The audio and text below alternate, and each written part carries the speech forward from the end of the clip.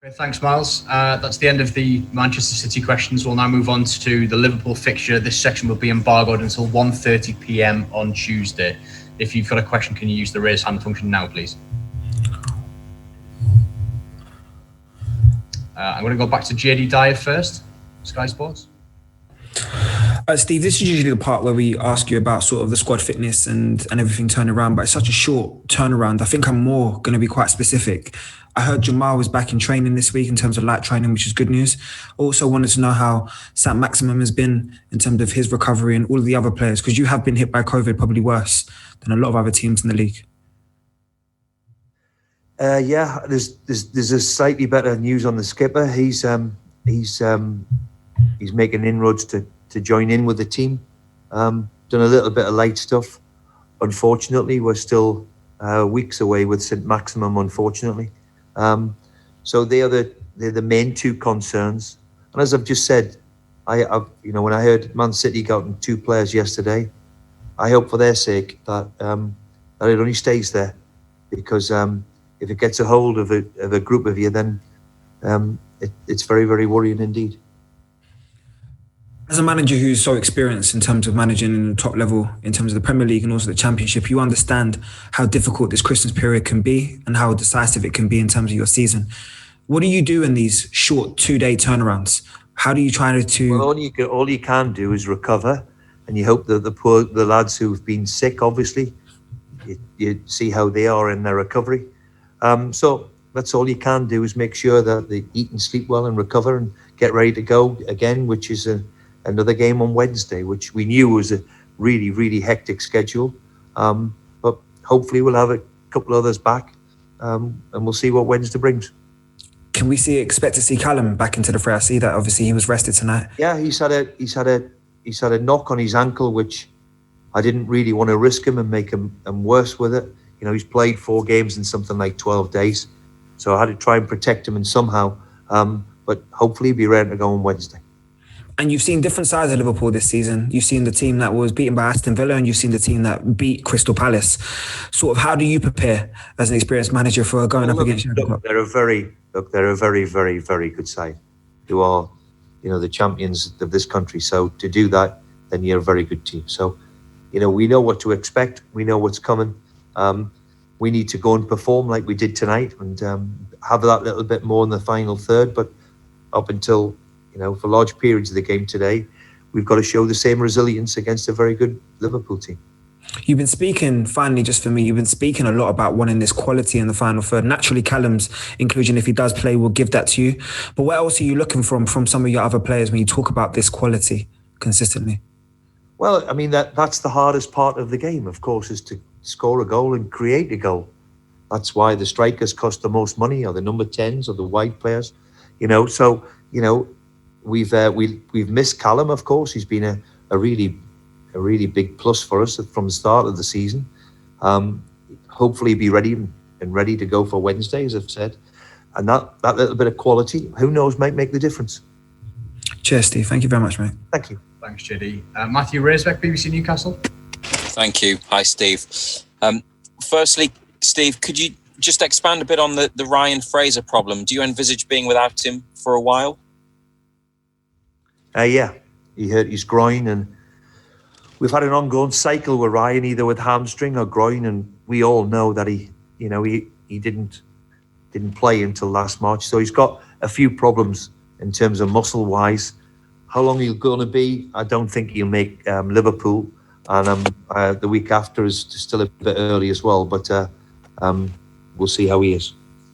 And a couple of other players who weren't involved against Manchester City, Hendrick, Shelvey and Dummett, are they okay, or have they picked up injuries?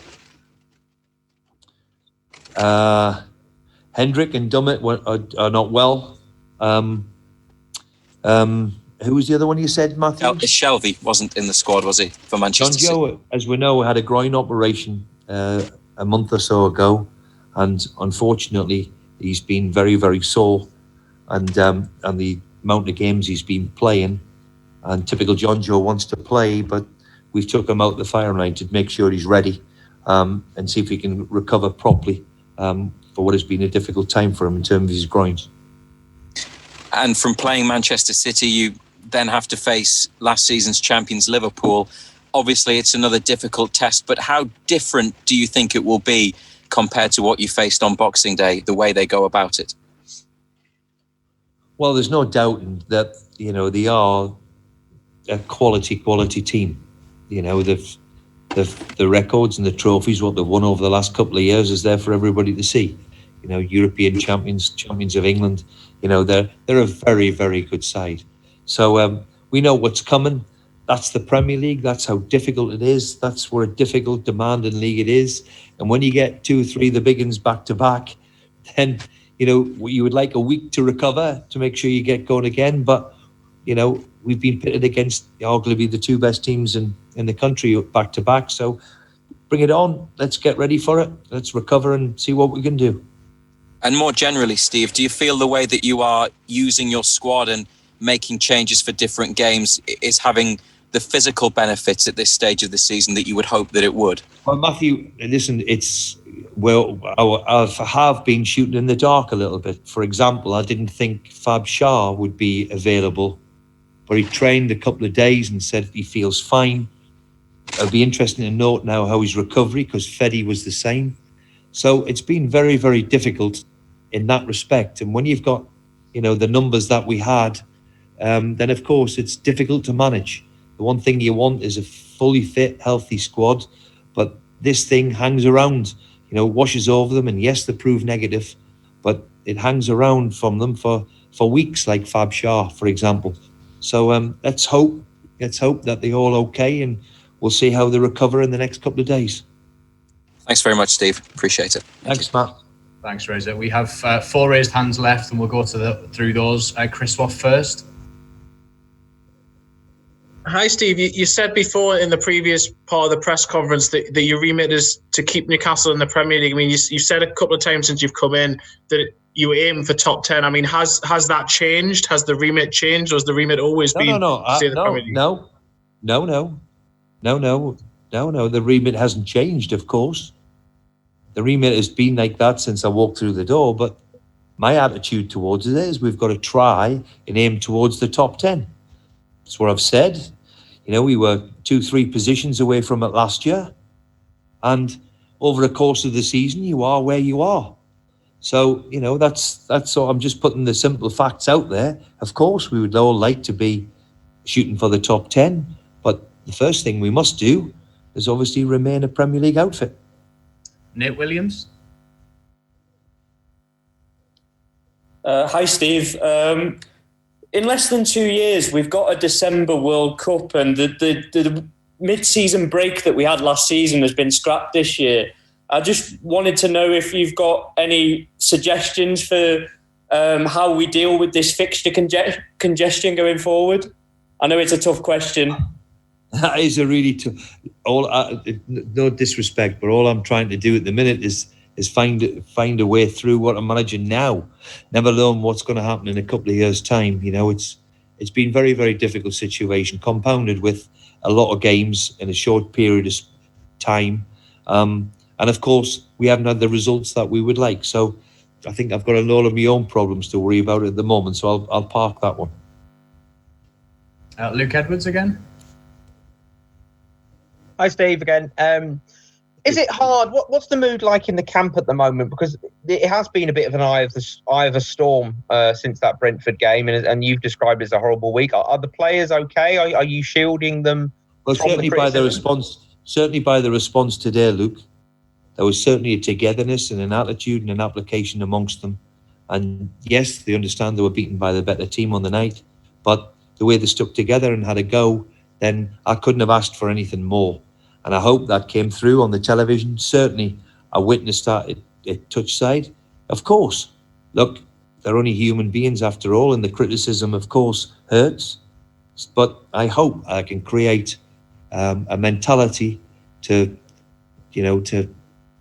make sure that we roll our sleeves up and shut a few people up. And the only way to do that is get a few results and keep working as hard as you can. And last 2 on Liverpool, Lee Ryder. Hi, Steve. You obviously won't be judged on playing Man City or Liverpool or losing to them but can you see why the fans are disappointed with the talk of just the remit is staying in the league? I think that's what the frustration is. Well, I can understand the frustration, of course I can, but that's where we are. And last one, Scott Wilson. Hi, Steve. To what extent does it make it more difficult that maybe some of the kind of mid-ranking teams who maybe over the last couple of years Newcastle have been kind of with are on good runs at the minute? And do you think that's exacerbating the kind of doom and gloom that's been around a little bit? So, your Aston Villas, your Evertons, your teams like that. Look, Scott, I can understand the frustration, and I'll just reiterate what I've just said. We are where we are. So yes, we'd all have to have what Everton have been able to do in the last 2-3 years, and certainly since I've left Aston Villa and the spending power which has propelled them up the league, of course. But I keep saying it, we are where we are, and that's where unfortunately that's where we are at this particular moment. Okay, thank you everybody.